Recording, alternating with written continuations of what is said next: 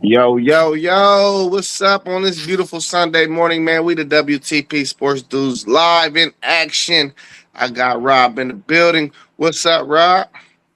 Oh, what's happening? Oh, Mr. OTZ. How you feeling this morning, bro? I like I'm that good. name. I like that name. I'm good. I'm good, man. I'm wore out, man. I was over top of that grill for 8 hours yesterday, dog. Ooh, 8 hours. I ain't gonna lie to you. It wore me out. right. Hey man, y'all know what it is though, man. All the channels are scrolling down at the bottom.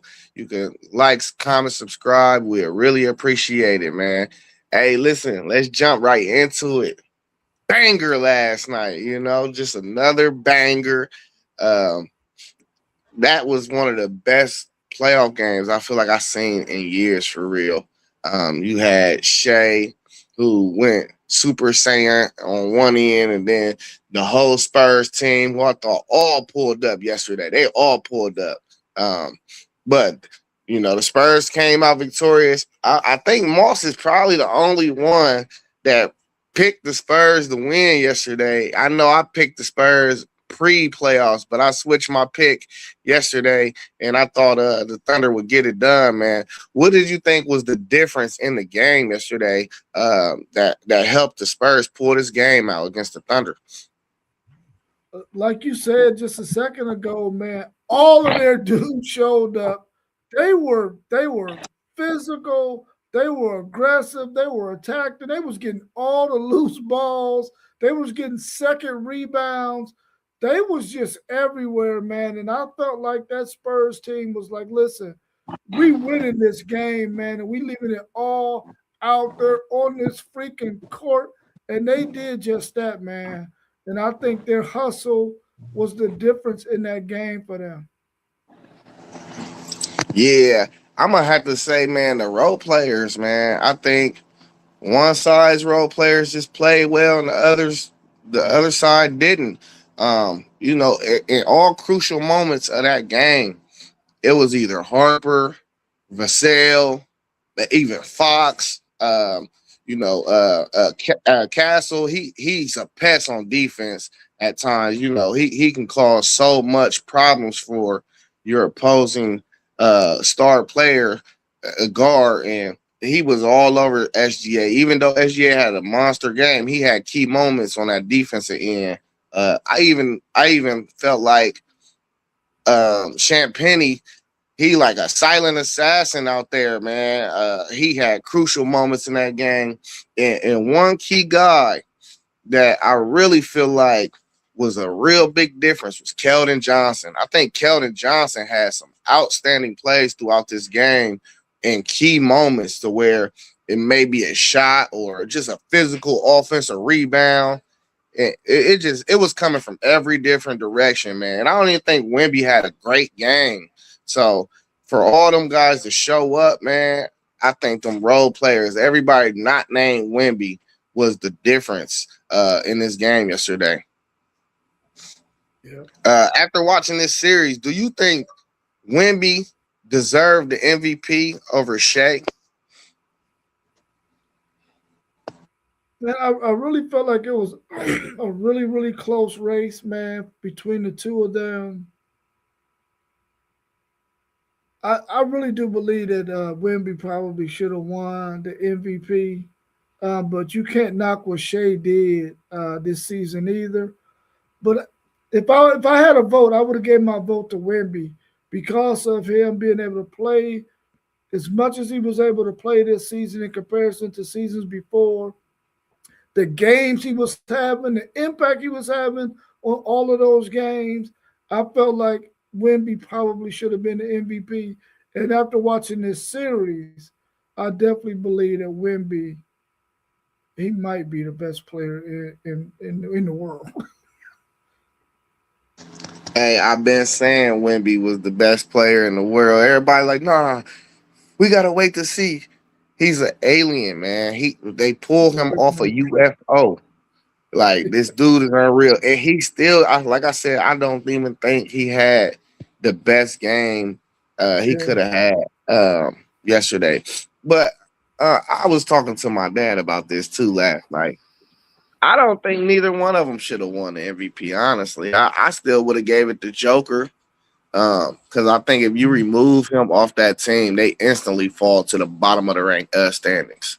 So that's I mean, he averaged another triple double. I think we just get tired of seeing certain people's greatness, and that dude Joker had an outstanding season. Um, but I definitely don't think Shea should have won the MVP this year. That team is really stacked from top to bottom. It's stacked. So him winning the MVP, I gotta give him credit. They had the best record in the league still, and he's the head of the snake. I'm not saying he's undeserving of it, but I think you could identify at least four guys that probably really did deserve or have MVP type seasons. So shout out to Shea though, man. He had a hell of a game yesterday. Uh, all right, where we at? Are these two teams budding dynasties? And the reason why I put this question up on here is because we see these two type of rosters. They're both young. Um, they both probably cooked in the oven just about enough. We done seen the Thunder go to the finals and win it last year. Now we got the Spurs in the finals this year with an opportunity to win it all. And I just remember back in the day when I seen the Lakers and the Spurs doing this, where in a decade they both had their young talent in their primes, and they was just running into each other every year. Do you feel like we are on the verge of seeing these teams brew a rivalry and really be running into each other almost every year and competing for a chance to go to the finals? I definitely do. When you look at OKC, OKC has been an organization that is since its inception has always been pretty relevant. They always built their rosters the right way. They got two major picks coming up in these future drafts, which is going to allow them to get even better with some younger players that they could wait to get developed, and eventually they're going to blossom into what you see on their roster right now. So they're going to be relevant for a really long time. And I feel like the Spurs has just been one of those organizations that we've seen be consistent decade after decade after decade. Of course, they were down a few years ago. They get Wemby, they get some other pieces. I think that this organization has been one of those prominent NBA organizations that they're always going to find a way to be relevant when the time comes. And I think they're going to stay relevant because they have the pieces as well. And I think they got a few pieces that might move on, but they got the ability to get some other pieces to fill in those voids. So I think both of these teams, we're probably going to see year in and year out for at least the next 5 to 7 years playing for this Western Conference Finals and a chance to play in the NBA championship at least for the next 5 to 7 years. Yeah, let's welcome our man Post Game to the pod. What's up, Post Game? How you feeling this morning? Man, feeling good, man. How y'all doing? Good, man. It's beautiful outside, man. Well, it's beautiful because God woke us up, but it's beautiful, beautiful. Yes, sir. Hey, Post, let's get your thoughts, man. What did you think was the difference in the game last night? Uh, I what I said like probably a week back or when the series started is that they need production from Hartenstein and the other big Shet. Those dudes disappeared on their home court in a pivotal game 7 matchup. And if I'm OKC, bruh, I'm thinking about shipping Wemby or not Wembley, but Shet out of there. That dude had no zero heart. And I just think it's something with him and Wimby that gets in his head. But the production from their bigs was non-existent, man. Okay, okay. Hey, so you, so I'm saying, how old is Chet? He, 24, maybe. If you had all the tools, who would be your target to go centered around a package with Chet? Who will be your target in mind to go grab? Giannis Antetokounmpo. I mean, I think they got enough assets to really pull it off. I think they got so many first round draft picks that they can't even keep them or something. So I heard somebody say that or something. So, um, hey, but after watching this series post, did you think that Wemby deserved the MVP over Shea? I think the MVP this season, you couldn't go wrong with a few players. You could have named a few players MVP. Uh, I mean Joker. I mean Wimby, Shea. All of them would have been deserving, I think. But I think they got it right. I think with OKC in the regular season, um, dominating the West outside of San Antonio, of course, and Shea having those phenomenal numbers, I think they got it right. And let's tap into this. To I don't want to botch his name. Let's tap into this comment though. It says Shea generally ruined the game. All he does is flop every other shot. He averaged 30 points per game and goes to the free throw line 12 to 16 times a game. Take away these sorry refs, and he is average at best. Well, how do you guys feel about Shea? I know I've been seeing online. Everybody think he fall more than Allen Iverson. How do you guys feel about Shea and how he played yesterday? And do y'all think that the way he plays is hurting the NBA? Man, I feel like Shea played really, really well yesterday. He was carrying that team, and he was making some tough shots because they was not allowing him to just do whatever he wanted to do. They were always there, and he hit some big shots, especially in that second quarter when they made that run to get back in it. Now he's playing, like I said yesterday, he's playing within the rules. That's part of the game when you're playing the game of basketball in the NBA. That's just the way the rules are set up. And I know if you've been watching the NBA for decades, there's always been players who have played in that kind of fashion to get to that free throw line because a lot of times that's how you get in rhythm. So I don't fault Shea for playing within the rules of the game. The referees know they got to call those things, and players are so crafty. I think somebody used that word yesterday. Are so crafty that you know that's how the rules are. So I don't blame Shea for doing that. I think he's a phenomenal player. He is way. I don't care if he didn't ever flop. He's way better than average at best.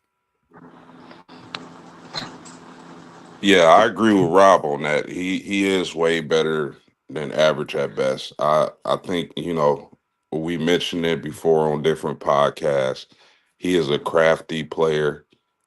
He plays within the rules. He is not the only player in league history to know how to draw fouls and get people in foul trouble. So I agree with Rob on that.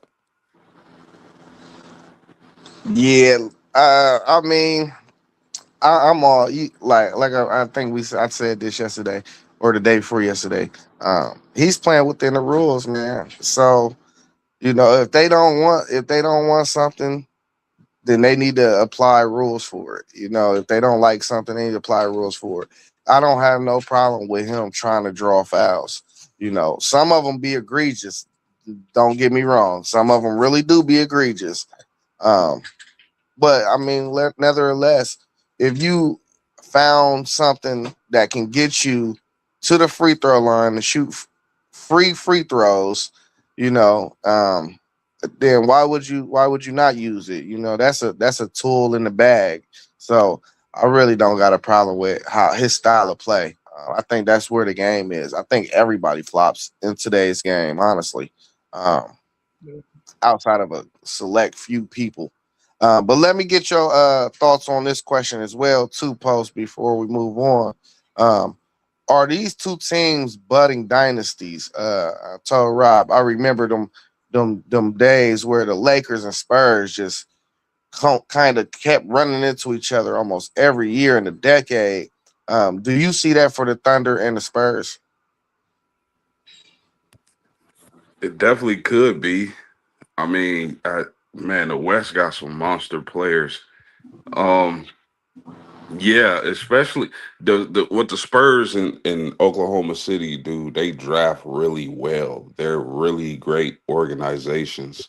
Um, Especially with OKC with their draft picks, with their assets, they can make a big move like going to get a Giannis or basically whoever they want, really.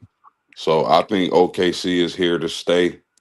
I would have really liked to see them healthy. You know, I think health played a big part in this series. But to your question, Zay, I definitely think that the Spurs and the Thunder are here to stay, and we're going to see them for years to come. Hey, before we get into the early finals preview and how we feel about that series and all that, do we think that either side got out coached in this series, or was this just a heavyweight fight they was exchanging, or do we think it was a unbalanced scale? I think it boiled down to players for OKC and players for the Spurs.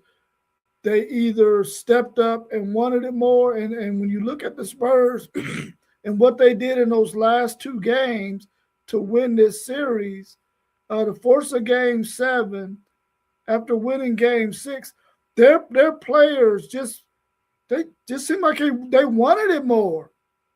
You seen all of their guys that touched that court.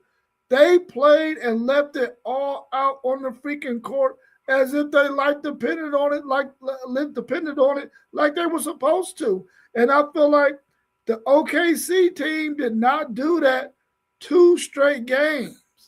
They had a chance to win this sucker in 6 and didn't do it when they should have. When you got a chance to close a team out, you got to close them out. You can't give them life because stuff like that happened. And those dudes for the Spurs, like you said earlier, everybody that touched that court, they went out there and gave it all they had. They was hustling. They was physical. They was aggressive. They was attacking the ball. They was getting rebounds offensively and defensively. They just wanted it more. And the OKC players, they sort of didn't perform as well as they should have. And post game mention, Chet just disappeared. Yeah, I agree with that. The thing that I saw from the Spurs in this series that impressed me is those guards, all those guards they've been drafting lately. Those guys really have heart. They got will. They want to win. They dogs. and I appreciate that because that's what I like to see in basketball. So yeah, man, I think the Spurs, the way that team is built, the heart those guys have, the will to win, you know. So I mean, you gotta give it to them. Yeah, I think the Spurs kind of restored order in the NBA. Just with the way that they play, the passion that they play with. I thought we was kind of going the wrong direction with it not really feeling. Guys are really friends now in the NBA. You've seen a lot of more beef, just hatred towards each other, probably in the early 2000s, in the 90s. And I kind of felt like the Spurs just they play like they don't like the Thunder, and that's the kind of basketball that I want to see in playoffs. And to answer my own question, yeah, I agree totally with both of y'all. I don't think no one got out coached. I just think one team was better. I think they both played as hard as they could, to get to the ultimate goal, which is to make it to the finals. But man, that Spurs, both of these teams, man, you got to tip your hat to them because that's probably one of the best series that we're going to see, probably in the next 5 years for real, unless they keep on running into each other. I'm telling you, it's a budding rivalry, though. I think this is really a budding rivalry. All right, let's switch over to the finals, man. We got the Knicks and we got the Spurs.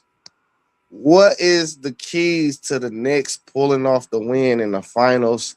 With it, we're gonna hop into this early finals preview. What are y'all's keys for the Knicks to win? You can go first, Post. Man, the keys to the Knicks winning an NBA championship. I gotta say they gotta bring it. Like the Knicks got a hell of a starting five. I think the Spurs got a little more depth. I think they got a Carl Anthony Towns is gonna be key because I think he can get his in the post against Wemby. And I think he can bring Wemby out of the paint and allow Brunson to have a little more room to operate and drive the ball. So the keys is going to be health, of course. Everybody need to be healthy. I think Mitchell Robinson, their backup center, who has surgery, is going to be ready to play game one. And he's going to be a pivotal piece, being a 7-footer and being able to match up physically coming off the bench against Wemby. So I think the Knicks, they need to play. They just need to continue to play how they've been playing. They need to stay healthy, of course. That's a given. And I think they need to utilize Carl Anthony Towns in his matchup against Wemby.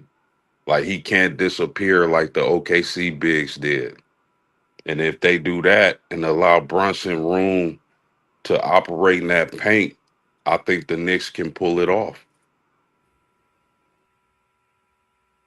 Maybe I should have went first, Post, because you said everything I was gonna say. I feel like Brunson is gonna have to be the key in this thing, but Carl Anthony Towns has got to make it possible for him.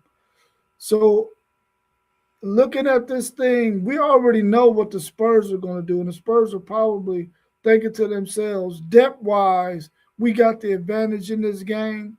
We know that the Knicks have a really good starting five, and the Knicks are going to probably have to find a way to shore Brunson up so that he can get to the cup by having Carl Anthony Towns out there on the perimeter to get Wemby out of there, being a rim protector. I really like the Knicks' chances to be in all of the games, but I don't know what it's going to look like down the stretch when you get to the last 5 to 7 minutes of the game. That might be where the Spurs will have the advantage because they're going to have fresher bodies, in my opinion. But I think if Brunson can do what he does and get to that cup, we might be able to get to see a small guard lead his team to a title. Yeah, I think this series, if the Knicks win it, it's gonna have to be OG and Mikal Bridges. It's gonna have to be. It's gonna have to be your two wings. This dude Castle is a pest. The things this dude do on defense, I just don't see Brunson getting off on him. I don't. You deploy him on the Brunson. I think Brunson gonna have a tough series. That means Cat, your wings, Josh Hart. You guys got to play better than what your average is. I feel like, one thing I think the Knicks got going for themselves is their core of guys, Bronson, Michael, and Josh Hart. They won together in college. You add a couple pieces to that core, and you got championship DNA. Even though it hasn't been on the NBA level, these guys are winners. They know how to win. So I think they got that going for themselves. Um, but post game also said it too. Carl Anthony Towns, he cannot afford to disappear at all in this series. He got to be on the forefront, man. Inside, outside, just playing physical. Wemby ain't the most physical guy, so he shouldn't even be out his element in this series. But Cat, I think he needs to probably be the team leader in points in this series for them to be successful. Now, when I say Michael and OG, they need to be doing all the other little things because we mentioned the Spurs and how we felt like it was different guys, Vassell, Fox, Harper, all these guys showed up. They got a plethora of wing options over there in the Spurs that those guys can't afford to have bad games. They just can't. I think um, the first game is going to set the tone, and I believe it's on the Spurs court. I think they got the better record, if I'm not mistaken. But that first game is going to set the tone, and y'all been off. Y'all swept y'all's team. Y'all should be fresh. Y'all got to come out there and try to steal one early because if y'all don't get one early, I don't know if I could see the Knicks really competing in this series if they go down 2-0 because I think the Spurs is damn hella capable of stealing the game in New York. So if you drop down 3-1 or 3-0, it's definitely over. So I think they got to steal one in the first two games for this series to really be a series. Yeah, that's some great points. One of the things I want to kind of look at is that the best players on the Spurs really haven't been on this stage. The best players on the Knicks really haven't been on the stage. Does anybody, does are the lights too bright for any of these teams? Do we see a team get to the finals and kind of choke? That's something I think we can look out for. We've seen that with younger teams making it to the finals before. So that's something I got my eyes on. Yeah, that's a good point. Um, I don't see what and to answer that too, post. I don't know if I see the Spurs because of that mentality that they got, you know. And then on the other side, the Knicks. I mean, they got like the same mentality. I think we got two good young teams that just are dogs. I hope we see some of the best basketball we seen. I hope we see another replica of the intensity we seen in this series. Yeah, for sure. They both dogs, but that's just something to look out for. I'm not saying Yeah, it's hey, going to happen. I'm saying it could happen. yeah.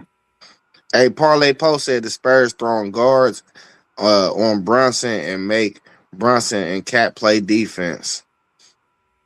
Totally agree, Poe. What One are the thousand. keys? What are the keys for the Spurs to win it all?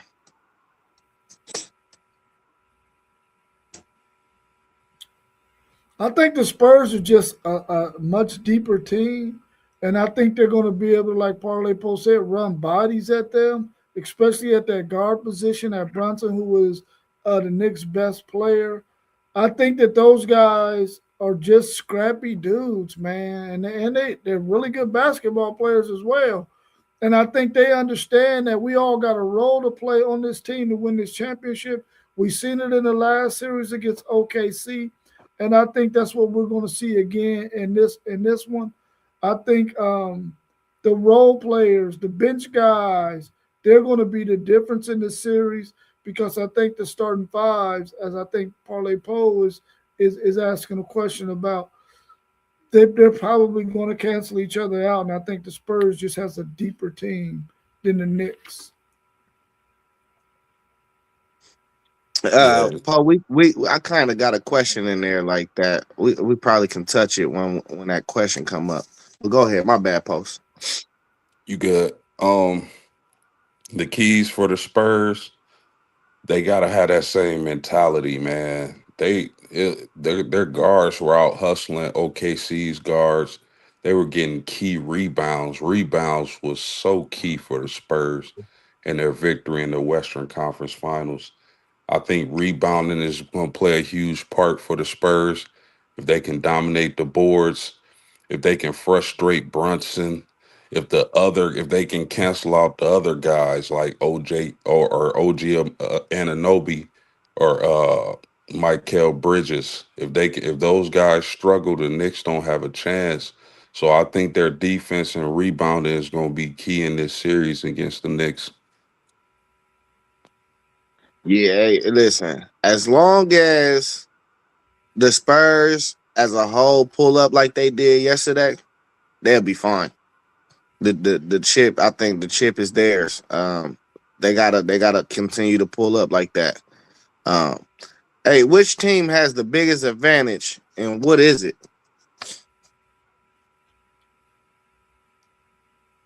Man, that's a good question. The biggest advantage is having 7'4" Wimby on your squad. That guy can, with his ability to score inside out, with his ability to kind of disrupt the opposing team's offense with his paint presence. If you can't get easy baskets, you're at a disadvantage against the Spurs. And then if you dribble driving and kicking it out to your shooters and they can't make shots, you at a disadvantage against the Spurs. So the biggest advantage is Wimby. That guy's a generational player. And if he's on, the Spurs will have a great chance to capture another championship. Yeah, Wimby is definitely one of them. I'm gonna go. I'm gonna go with their bench. Like I said earlier, I think that they just have more depth than the Knicks, and I think that's the biggest advantage that they're going to have. They're able to throw a lot more bodies at you than what the Knicks can, and I think that's going to be the difference in the game. But one thing that I like about Wimby's growth is even when he's not in the paint, if you have a big that's a good passer and he's faced some really good passing big men, he has that arm length that he can disrupt some of those passing lanes, man, with that length that he has.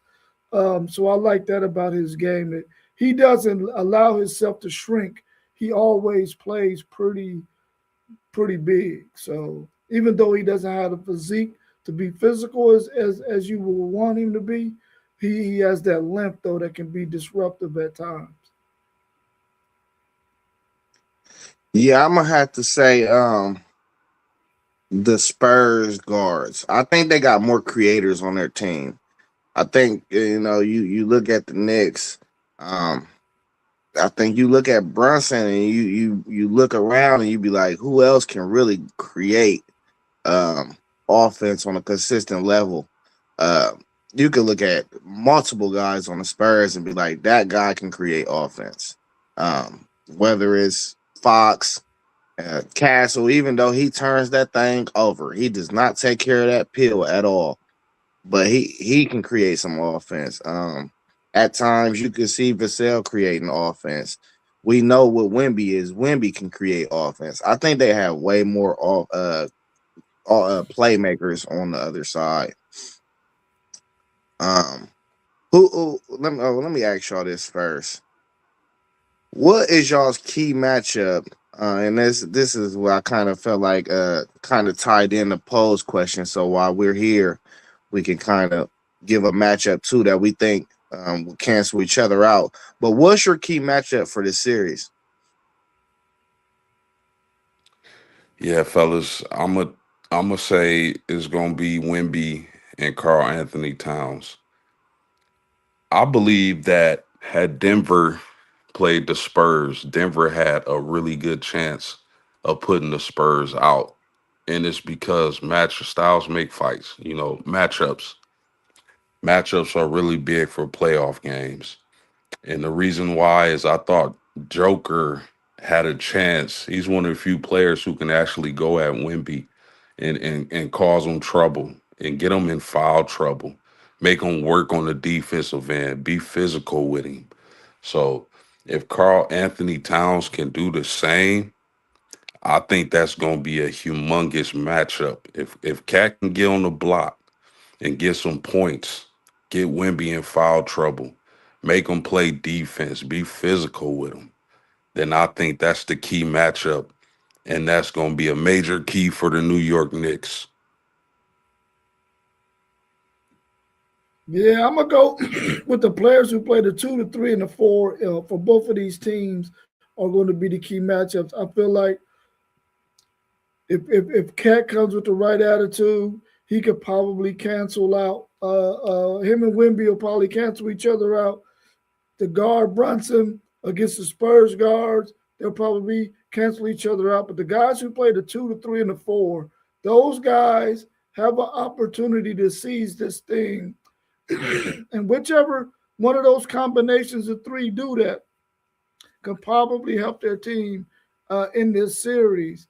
And I think that those positions are going to be the ones that are going to be the keys in this thing. Because I think Brunson and the guards he's going to face are going to be a wash. And I think Wimby and Cat can be a wash if Cat doesn't disappear. So the 2, 3, and the 4, uh, Michael, you got Hart, you got and you got OG. Those guys are going to have to really play some really good ball for the Knicks, I think, in this series.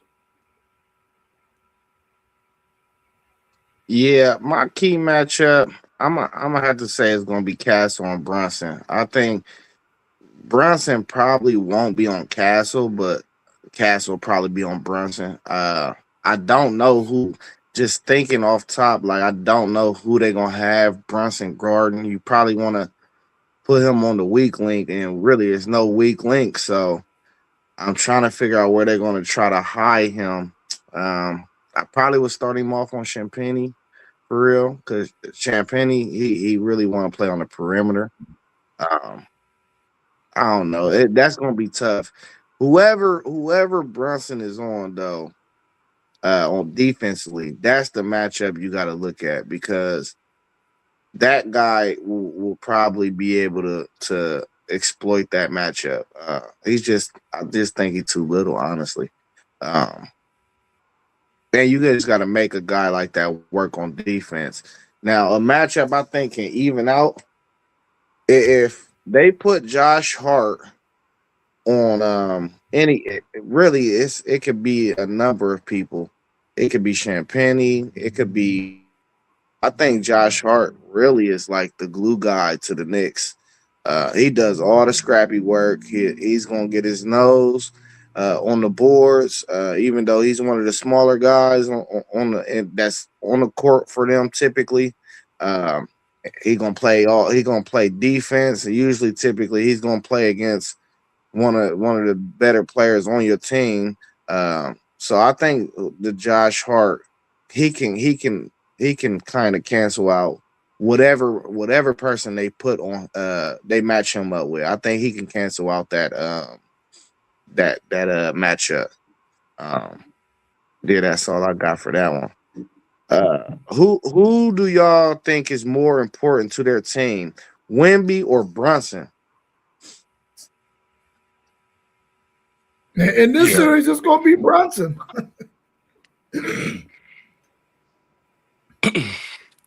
Yes, sir. I think the fact that the Spurs have so much depth and so many players are playing really well, I think it's going to be Brunson. I think Brunson has to be more important for his team in order for the Knicks to win. Um, Wimby, I think if Wimby doesn't have like one of his games, like big on the stat sheets, I think the Spurs can still find ways to win. I think Brunson has to have a great game in order for the Knicks to win games because I like the Spurs depth, like they got so many players who can step up and make shots The New York Knicks, they got a few players who can step up and make shots, but I think Brunson is the engine of that team and he makes it run.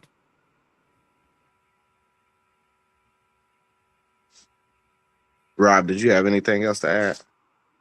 No, Brunson. Yeah, man. Listen, I like y'all. I like what y'all said. Uh, but man, the Spurs run typically, really, technically four guards. It don't work without Wimby. You don't. You gotta have a deer back there that can get sideline to sideline, contest shots. It's not even offensively. It's just defensively. You got some pests on the guard spots. You got a couple long guys, Harrison Barnes, Vassell. You got a couple guys in there where they're not true fours, but they play the four.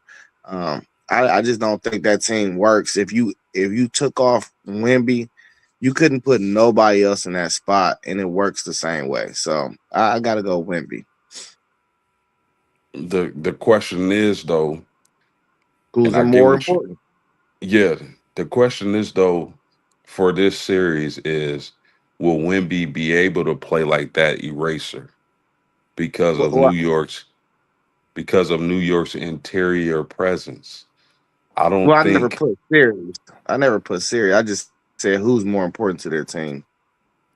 yeah, I just think that Wimby kind of played like the free safety against OKC. He was able to make up for the mistakes his teammates made and kind of erase that mistake because OKC really didn't have a presence down there. I think New York does. So it's going to be interesting to your point to see if Wimby can play like that, given they got Carl Anthony Towns and Mitchell Robinson down there to deal with.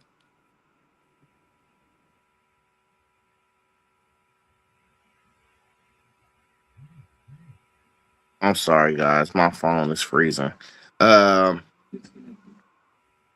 All right. Who you got? The Spurs or the Knicks, man? Let's just go ahead and get into it. I want to hear y'all's pick. Who do y'all got? And You how go many first. games? Oh man, y'all put me on the spot. Man, I don't. My goodness, I think this is going to be a hell of a series. I said earlier in a podcast we had that I felt like the Knicks had a better chance to win against the Spurs. It's all going to come down to who wants it more. Um, I want to say experience plays a part, but there's not really too much experience when it comes to playing in championships with these two teams. The Spurs have it, but all those players really don't play. When you think about a Harrison Barnes and guys like that, they really don't, accumulate many minutes. But man, if this series plays out the way in my mind it plays out, I feel like if it goes seven, that favors the Spurs. But if this series like tilts in a direction like heavily, I think that favors the Knicks. If they just surprise us and if any team can run a team off the floor, I'm shockingly saying it's the Knicks. If it's a lone series, I'm favoring the Spurs. I'm a go with the Knicks, man. I just feel like the Knicks can win, man. I got the Knicks in six. Ooh, we're I jet give me the like Knicks in that. six. The Knicks is 6. They got a nice ring to it. I'm going with the Spurs in 6. What I'm hoping for and what I'm praying for is that all of these players on both of these teams, nobody gets hit with an injury that might mess this series up. Because I want both of these teams to be playing at their full capacity. So I'm going with the Spurs in 6. But I really hope that this thing goes to a seventh game, man. Because the thrill of being in a seventh game where you know this is a winner take all game would be phenomenal for the NBA, who has been getting a lot of flack because it's not as physical as it used to be. It's being considered a soft league. They too friendly and chummy with each other. I think what we seen in that last series with the Spurs and OKC showed that no, man, everybody ain't chummy. And teams are coming after each other's neck. And I would like to see these two teams do the same thing because their fan bases are like that. They want you to rip out the other opponent guy's heart. So I hope that this thing goes 7, but I'm taking the Spurs in 6. Yeah, they said you ain't gonna be able to go outside in New York. Uh, I got the Spurs in I got the Spurs in 5, man. I think this is probably gonna be closer to a sweep than a 7 game series. I just don't got faith in some of them dudes over there in New York. I think they disappear. I think OG disappear at times. I think Michael Bridges disappear at times, and I think Cat disappear at times. And after watching what the Spurs did last night, them dudes are about to show up. They really are. Yeah. Who y'all got for as y'all's Finals MVP? Yeah, that's tough. That's tough. If the Spurs win, I think it'll be Wemby. The Knicks win, like I'm predicting, they're gonna give it to Brunson. That if the Knicks are able to win this series, that means Brunson found a way to create, to find his shots, probably to dominate Fox. They're probably gonna have to throw multiple defenders at him. He's gonna knock down some big shots at the Garden. So I'm gonna go with the two best players. I know we see different years where a role player steps up and steals the MVP, excuse me. But I'm gonna go with the two stars. I'm gonna go with Brunson or Wemby, depending on who wins. Man, as a fan, you already know that you want the MVP guy to be the main dude on each one of those teams, whoever wins it. And because you don't really remember the role player winning it, you want that main dude to win it. So I'm gonna say either Brunson for the Knicks or Wemby for the Spurs. And I hope that both of those guys go out there and leave it all on the court and they have really, really good series. And whoever wins it wins. I hope they win the MVP. I just don't want to see another name get mentioned as the Finals MVP outside of who is considered to be the best two players on the court for each team. Yeah, I think we seen in years past that if you have a stellar defensive performance, you can win the Finals MVP, and I think that's where you insert Stephon Castle. I think Stephon Castle can win this MVP based off of his defense and everything else that he does. He's a stat sheet stuffer for real, honestly. Um, and on the other side, if the Knicks do win it all, Brunson's gonna get that MVP. There's no other way around it because I don't think they win a series if he doesn't play good enough to win the Finals MVP. Hey man, y'all got anything else to add? That's all the questions I had, man, for today's show.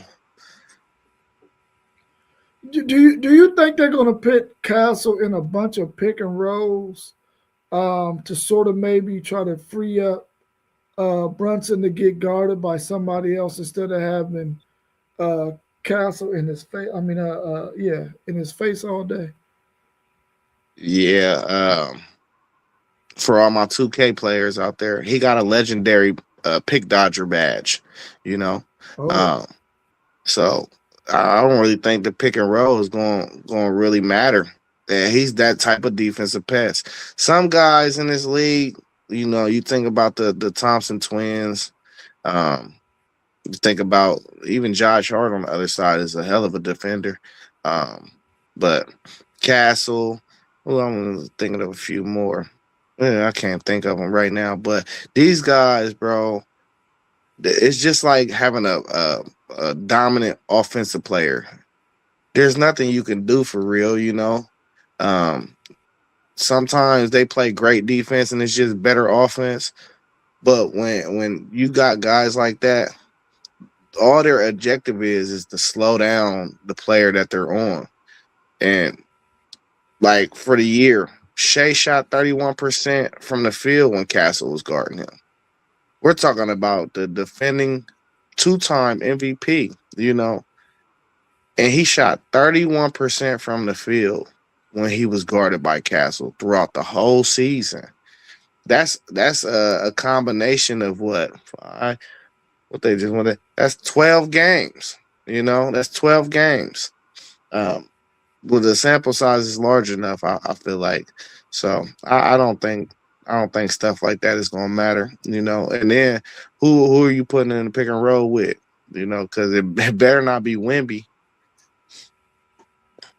Yeah, maybe OG. Yeah, I don't know. Postage, you had something to add to that? I mean, they gonna. I expect them to play a lot of pick and roll. Um, and I mean, the Spurs have the ability to switch. You know, with their depth at the guard position, well, with their length and athleticism with Wimby. So I mean, that's gonna be an interesting watch, man, and a major key in these here finals. So I mean, it's gonna be tough. This is gonna be a tough series for the Knicks to win, man. But and I'm not usually keen on having a smaller guard being your best player, but they've been playing so well, man. And guys like OG Anobi, who's been the second leading scorer on the team in the playoffs, man. I think that has to switch to Cat being the second leading scorer, if not first. So it's gonna be an interesting watch, man. This is major chess pieces. You know who gonna bring it, bring that lunch pail ready to work. So I'm excited for this one. Post got the Knicks in 6. Rob, you got the Spurs in 6. I got the Spurs at 5. Drop who you got in the chat, man. We want to know who y'all got and how many games. Um, but yeah, man. Hey, I appreciate y'all pulling up this Sunday morning, man. Yep, no problem. Glad to be here. Yeah, if y'all ain't got anything else, we can get up out of here for real. Anything Cool. else y'all want to talk about? All right, hey man, all the channels are scrolling down at the bottom. Also, please tap in with the Patreon. You can find us on Patreon and WTP Sports Dudes 2026. And you can get on the website, man. Rob put a lot of time into that website, WTPSportsDudes.com. Get on there. Send your questions through there, man. We can add anything you put on there to the podcast or the next show that comes up.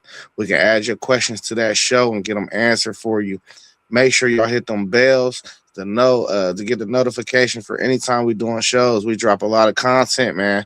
Hey, and y'all know what it is. Hey, we was in the building. We appreciate everybody for joining. We was in the building. Now we out. Peace. Peace, y'all.